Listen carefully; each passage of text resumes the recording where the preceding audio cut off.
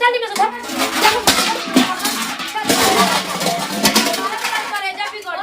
Mummy जी कर करी मर दे वही करे उलटी जा हाय मम्मी जी ओइसे काय हमरा से कहब मर बेड़ो सना के भर मुंह माटी ले बुझा जी हम पेट में खाव लगली मम्मी लसन त भर के पी खा ले बारू हाय मम्मी जी घर के दाई बारू कदम से मम्मी जी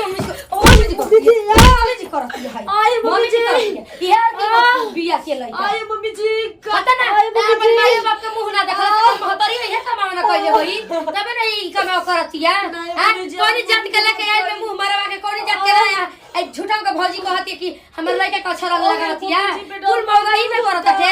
हां ई मौगा के निमन बाटे त रखले बाटे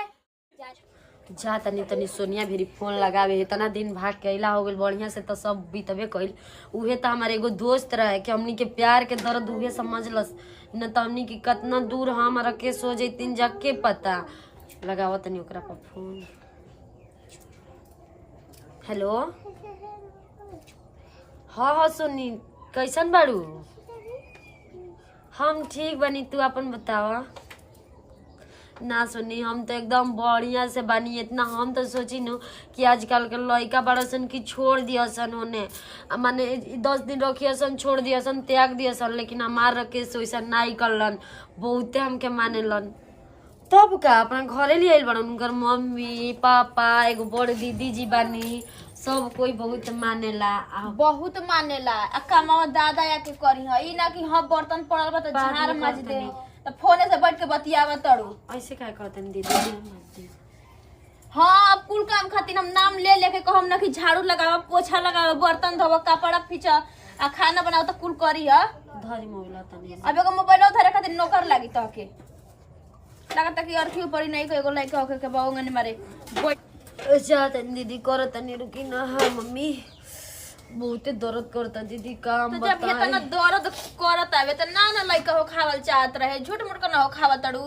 लागत कि हमार लोग लइका नहीं खेओ गने बाप कहां रखबे गने रोबत गावत रहो आइल बड़ू भाग पर रखे तो के शासन ना देवे के तक प्यार देवे के आ हे भगवान जी कोहतिया न कि हमारी देवरे का लइका हो अब का पता कि हमारे देवरे का हो कि कौन कोनो से मुंह मार के आइल हो कौन जाति बिरादर कह कौन का ना है कोहतिया कि ई नहीं कहो आजकल का लड़की बाप मातारी के बारे में नहीं खिसा सोचत लेकिन 2 दिन का लड़का पावा तड़ी स न तो उनकी संग भाग चल तड़ी स आ कर जैसा न कोइले बड़ तोहरी आगे आई ना काम करा करा के मुआ दिहनी न तो फिर कहियो कि कौन से पाला पड़ल लनी हम बतवा गई लोग चली अरे बाप रे बाप कितना भगा बताई कैसे देवा है जा रहा खेत रे माई बाप रे बाप इतना दर्द करता नु कि का बताई एक तो पहले के बाटे मम्मियों जी नहीं की समझत शायद गोतिनी तो गोतिनी मम्मियों जी के नहीं के समझ में आवत कि खैर पत्तो ही है। अरे बाप ये कहा कि लव मैरिज बियाह ना करे की चाहिए कितना शासन सहे के पड़ता ऊपर ले हम सब कोई के माल धो के बना खिया के मीसो के पड़ता सुतर होतले जा धोवा गल पड़ता हां मम्मी हां नहीं धोवा देने खाना मत काहे कदम सरे हटा कटा सर ले बड़ भैंसा निया बर्तन माजे में तहर हाथ से टूटा कटे चल में सुधा करे जब भी कर दे जानते नहीं मम्मी जी कर करी मर दे वही करे उलटी जा हाय मम्मी जी ओइसे काय हमरा से कहब मर बेड़ो सना के भर मुंह माटी ले बुझा जी हम पेट में खाव लगली मम्मी लसन त भर के पी खा ले बारू हाय मम्मी जी घर के दाई बारू कदम से मम्मी जी करत है आय मम्मी जी यार की बिया के लई आय मम्मी जी पता ना अपन माई बाप के मुंह ना देखला त महतरी है कमावना कइले होई तबे ना ई कमाव करतिया हां कोनी जात के लेके आइल में मुंह मारवा के कोनी जात के रहा ए झूठा के भौजी कहती कि हमर लइका का छरा लगातिया कुल मौगा ही में करत थे हां ई मौगा के निमन बाटे त रखले बाटे आय मम्मी करता तो धड़ करता ये के मरिया जाइबू आज मुंह मारवा के दूसरा से आए जा एथु भइल बाड़ी छछ सुंदर दाई कि ओए चल जेबू एक मिनट में ये मन हम लाजली ऐसे ना करे के चाहिए लोग के देखो ये मई जाए दो वहां सब ना कहो न तो घर में झगड़े लगे अरे दादा का उकनी ये जी बहुत बेटा में दर्द बा का बिना गिर मई बर्तन लगे उठ रही ओ मम्मी दादा ये आवाज में पता ना कहां बाड़ी भौजी ए जी अरे माई कर दो बेटा माई रे अब सुनत जी नहीं किसा छोटी ननद वही बोले तो जा कहाला कि के दिन दिन बोले मेहमान घर में आवे के ना चाहिए और शादी दिन बताए करे के ना चाहिए जीरो का आउट मत गई हमर दर्द कर दो बहुत उठो उठो चलो चौकी अब चलो तो मम्मी उठो तो आई मम्मी जी चलो चलो है चलो आई मम्मी तू काहे चले लू काम धंधा मत करो ठीक ना ये जी रुक जाए ना होई ना वो पड़ल बैठे हम उठा के रख देतनी हम मार देतनी कोनो रुक जाइए, टेंशन चलो नहीं तनी। देखा हमार मेहरारू आराम कर कोनो दिक्कत नहीं हम कर देतनी तू चलो चौकी पर चलो तो तू काहे इतना चलो तरुआ माना है चलो चलो चलो चलो वो पता नहीं बर्तन माजे अब माइयो का कुछ ना बुझाला माइयो के ना बुझाला अब तोरो ही ना बुझाला कि घर में आराम करी हम का करी कुछ ना बुझाला मत कर करना आराम करी जब हो जी ना लइका खेलावेला खोजी ना आ खेलेला खोजई तब काम करियो ठीक हमारे ना मम्मी जी करिया ना हमरा रहते क्या मेरा लुआ तार दर्द नहीं क्यों गई हैं तो का करो फिर हमरा मत कर काम भौजी का करियन आराम करेगा बेड तुरिया का ऐसे मत कही जाए दी बड़ जेठ हुए छोड़ आके के का रहते बड़ कहले जेठ रही करिया कि उसे बोले के नहीं खे हैं आके सबसे मिलजुल के हंसी परिवार बना लेल बड़ू हैं तो का बोल जी हम तो इतना हमारा सपना रहे कि इतना खुशी खुशी परिवार रहे सब कोई बहुत अच्छा अरे लगे हमार धन हमार करे जा हाँ लाके रहते और नाती लेके कोरा में सटा के बैठता मेहर मऊग और के ऊपर तो मेहरारू पौले बाड़ा अब ऐसा थोड़ा ना मिली थपुए नियर मेहरारू दोगल उतारा के हे तना सुगर मेहरारू देखले रहनी हो हैं आई लेके आइल है कल कौन जात बिरादर या कौन जात बिरादर ना अब ओहो में लेके आइल बिया ऊ कइल के ना सब मुंह मारवा के लेके आइल बिया आ कर नियर मौगड़ बता रखले बाटे हैं दूसर तक काट ना दैत हो माई खाली एकर एने होता। कौन ची है का माई के कहतरी माई जात पात ना देखल जाला कोनो जात होके लगी इंसान इंसानियत के काम आवेला इंसानियत के काम आवेला ई जात अपने ही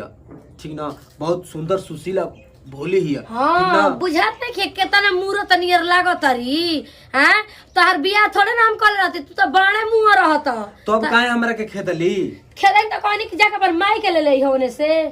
काहे के करेवली हमरा के टोला महाराज से तो पूरा ऐसो करा दिया बाप रे केतना सपना सजौले रहनी एकरा के सोचा नहीं कि पढ़ा लिखा के कुछ लायक बनाई लेकिन इ नतिया तो एकदम ना लायक निकल गइल हैं एकरा खातिर अपनी मर से रोज रात दिन झगड़ा करत रहनी कि अरे जाय दहो बड़का के कुछ ना तू भाई तो एक और कम से कम सरकारी ना प्राइवेटो मिली नौकरी चाकरी लेकिन का नौकरी चाकरी करी तो मेहर की एथु में बसी गई माई, चुप एक रह। एक रुपया खातिर हम कैसे कहा कहले बनी है भगवान जी और तो तोहार पैसा बचल ना पैसा तो ना लगल ना बचल था 10 गो लड़का में लड़का की ना तरह के रखे सा 10 गो लड़का में लड़का बाटे बाकी दो गालवा तो कुलहनी से खत्म सरे हंसावा के ध दियो ना तो बोला हमारा के बोलत रहलू बोल के खेत बाहर करम ना बाहर कहनी तो कहनी बेजानी तो कहनी कि जाओ से बियाह शादी को ले ले ओय में लड़कोरी ले ले आई हो हैं के जाने त काहे कि हो? दूसरा से मुंह मारे वाला बियाह चित बदली किया देले कि बदल गइल बड़ा काहे हो कृष्णवा ने खेली आई गुजरात से हैं कृष्णा के दाज बा तो ओकर माई वैसन बे तो बर्दाश्त करत हम नहीं कि वैसन के बर्दाश्त करब चल ले यही खातिर जान दे दे चल ले अब जान देइए देतानी रहो तो तोहरी के जी मम्मी जी के रोकी ना हमरे तो समझ में नहीं क्या होता का करियो हम मर जाई कि बाहरा भागी छोड़ के घरों नहीं के मन कर जाए के रहुआ ना रहब तो हम फिर जी के का करो हम कहाँ रहब हम माई हमरा के खूब बोलती है पहले और रहनी तबो बोलती है अबो बोलती है हम का को तो का मुआ दी के भेज देई तोरा बाबूजी के घरे हैं कहाँ बॉम्बे में कितना दूर बाटे आ बॉम्बे तोहर बाबूजी बाड़ वही जो घर दुआर बा बाबूजी भी जाए जी बाबूजी के तो कोनो इज्जत नहीं की छोड़ ले कि बाबूजी भी हम जाए ये गाला सोच समझ के कदम रखे के चाहिए हम बहुत गलती कर देनी बहुत गलती आज गलती के पछतावा रहल बटे जाय दो धनी तू सही के रह सहले रहबू ना बहुत फायदा मिली हमनी को बहुत घर दुआर मिली कोनो बात जाय दो नहीं जी बहुत को दिन बात के चल बिया रही ना 2-4 दिन में लटक जाई मर जाई चल जाई ना जैसे मत कही माई माई होली हमार माई नहीं के तो हमरा बुझाला समझ गई नहीं हमार पापा बा हम तो उसे का कुछ भी करस कोनो दिक्कत चलो नहीं के छोड़ा। जल्दी मरे के लेकिन मत कही चलो छोड़ा जाए दो ये कुछ बात सुने ना हम जाता नहीं तनी कुछ काम जेबू तू यही जो रह आराम कर ठीक ना तू लड़कोर बाड़ू हम तोहार सब काम कर दे बर्तन सर्तन झाड़ू सब मार देता नहीं ठीक ना तू जी यही हमरा सुता रहते रहुआ करम का करियो परदेश में जब हम करत रही जब अकेला आदमी रहेला ना परदेश में सब कुछ करेला त का घरे ना कदी लाज शरम हम ना देखब ठीक ना तू आराम कर जब तक ले बच्चा ना हो जाओ तब तक ले हम तोहार साथ दे ठीक ना ठीक ई सुखी ही संसार है ठीक बाटे, दुख काटल जाला, सहले रहबू ना, ठीक बा। आज जो आराम करा जा तनी बर्तन छीटले बाड़ू माज दे तनी, का करी हमके शर्म लागी चाहे केहू हंसी तो कोनो बात नहीं के, करब सब कुछ करब। हाँ ठीक बाजी जाइए भगवान, भले सास ससुर कैसनो खस केहू कैसनो हो, लेकिन वहाँ के बहुत अच्छा बानी भगवान। हम बहुते खुश नसीब बानी कि उनका जैसन पति पहले बानी। हम खुश नसीब बानी जी वहाँ के पहले बानी, हमके हर जन्म में उहे के मिले। चलिए आराम करी, वहाँ के समझा के गई आराम करे मम्मी। बाप रे बाप, का करी हमके लाज आया कुछ हम नहीं के, मेहरारू खातिर सब कुछ करब, जौन कही त्योन करब, लेकिन ओके हम आराम करे दे, ठीक ना। अपना मेहरारू के दुख हमको कुछ ना दे, सब कुछ करब हो। हां मतलब क्यों अब ना करब त कब करब हे भगवान जी। अब कहा भी जी कि आप बर्तन धोबतनी आराम करत है, ठीक ना। मलकोर बाड़ी ना सेवा करब तो अरे तो यही गने करब तो ओकर मन ना बढ़ जाई जी। मैंने लाज शर्म नहीं है आपके, इसने तो हमारी बारी ना कोई है खपके गने फरमाइश तो फरमाइश। हम लाज आया कुछ नहीं ना किया। खाई रोटी खाई पता होगा भगवान जी एकदम सच में घर घुसिए रह गई का। मम्मी जी, ए मम्मी जी, का मम्मी जी को मम्मी जी बोल बड़ू, अच्छा तनी अपना मेहरारू के सेवा करते हैं और ही का। मम्मी जी बोलत है, हमके लाज शर्म नहीं के, अपना मेहरारू खातिर सब कुछ करब, ठीक ना। तू मत बोला, बोलत नहीं की तारा से। हाँ घर में रहत रहत एकदम से हमारे मने उजागल बाटे, यही से सोचनी कि बहरी आके बैठे तो के देखी रे, देखम तो बोला ही गरियावे के पड़ी, एकरा से बढ़िया बोलम गरियाम नहीं है। रह सब अपन घर में का करे के बात, हमार जहाँ बुझाई तहाँ रहम, ना मन करे तो ना रहम। बताओ एक समझदार बा तो सोच समझ के बाटे है। अब पता नहीं कैसे बात है घर में का जी बैठल बानी तो का करी, मैंने जाके तेल लगाई का आ जाके लगा दे। जब लइका तेल लगाओ तो आँख में लगौला में का भइल बटे। तो मैंने कहल का जाना चाहत तनी मम्मी जी सुनो तो नहीं खाना बेटा हुआ ना ती खुदे चिल्लाए लग है जैसे कि सड़क पर सुनाई दी बर्तन धोवत ना वो भी माई तो सुतल भी तान के। अब बताई ते मरद के करवाल धरवाल जरा जी। हाँ तो आजकल उहे बटला ही बाटे, हम ना रहती तो तू तो उहे कमाना करती। मने एगो बात के बात कहतन खिसिए ये मती जादे धोवे दे। आज अगर हम बर्तन ना रहब ना तो खाए पिए के बढ़िया से मिली आपके, ठीक ना। 2 दिन ना रहला में था चल जाई जितना लुरगर बिया जितना करत नहीं उतने। अब उ का करत का नहीं करत वैसे का मतलब बाटे। उ का बर्तन में जाता लगल ओकर साया साड़ी कुल चीज फीची मेहर मौगा ओकर कामे कर जेठ हो के हम कुछ काम ना करवाउनी के उसे आया के 2 दिन का लौंडिया बाप रे बाप बर्तन धोवाती का करबू। इंद्रासन के परी उतरल बिया ना, लगल नती कुल चीज साया साड़ी कुल चीज फीची बर्तन में जाता टे। वो अपनी माई के सब कुछ करी वैसा नहीं ही बिया कि कुल चीज करवा दे। जाई देख के ओकर वही में देखे कहता रू किनकर बाद था लगा दे तनी रुक ना कुछ कह कोई तो दिहनी। हम तो चाहतनी कि मम्मी जी तना डांटे बोली ओकरा के न कि हमारी अलावा वो करी और तोनो को तारीफ मत करी, बस हमारी के जानी मानी। एंगे ना झगड़ा भिड़ाई जानत का बड़ा तू मेरा को पछ घींचत देखो तनी कितना घींचेलत। सिम सिम दरवाजा भइल बाटे, खींच लिया कपड़ा लता जब तेल लगा के मालिश कर अपनी माई के सुता द मौगड़ा इहे कुल ना रह गइल बाटे। बर्तन में जाता रह तू करता रह हैं, जाओ के मोल मोल के साबुन लगा के नहवा द। अरे तो मैं तुआनी का आराम दे तल सोन के लोर कोर न बिया रे ना करो हम ना हमरे के आराम नहीं देते तनी जा। आय दादा तू ना रहबा त जानता रह मुहा में दाल भात सान के अब डालल करो करी। अरे वो कह दो हाथा काटा शरीर में आखिर में ढेलुआ पड़ जाए सो में जानला ओ शरीरिया में ना चलाई बलाई। आ तो उहे अकेले बैठा करी हो जाई हन दरिए पे लगियन का छे जानला। आ भौजी का करियन भौजी का भौजी सब कुछ करी, भौजी के भरोसा रखे बड़ा का। मैं कितना बोले ली रे बोलम ना हां बोलम ना हो हंसो तरा तू देखाओ तरा मगर मछ के आंसू के तरा नाती रो तरा हैं तू केवन रोवाई रो तरा हम सब जाना तनी। ओ हमर ओ कुल के ना सिखाइए सीख के बैठल बाड़ी बता हमरा के सिखा हम के मत सिखाइए हम सिखाई ऑल इंडिया करे आ तू हमरा के सिखा तरा दो गालवा रो उस सबतिया का बताओ तनी आराम करवा दे तनी रुक जो। हां आज वहां ना लगी त कहिया वहां लगी। यही कहता को भगवान देले बन हमनी के बिना लोग लेके करे बानी जा। हमनी के बाज बाज झिन बानी जा, हमनी के का जानता नहीं जा केतना तान के सुतल बड़ू कतरा होई लागत टे हो सब हां मारे लता धक दबा दे बहुत तर खुना पे के फटर फटर मर जे बुझल रू हैं मम्मी जैसे कोई काम कर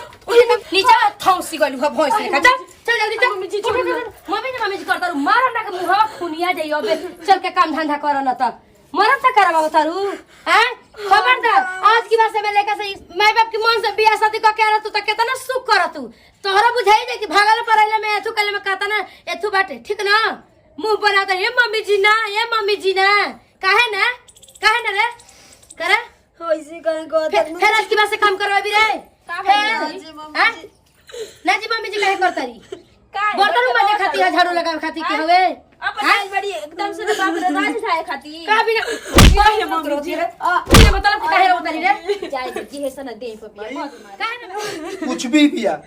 हमारा खातिर बिया हम एकरा के सब कुछ मानिला जानिला हां एक माई माने ला आजी माने ला नानी माने ला काकी माने ला सब कुछ ये मेहर धन दौलत गेहूं चाउर आटा पिसा सब कुछ तारी है एकरा खातिर ना जान भी दे दे मैं न के जो जान दे दे जो पैदा कर सोकर खातिर कुछ तुम नहीं खेले आ दो दिन का लवंडे खातिर जान दे बा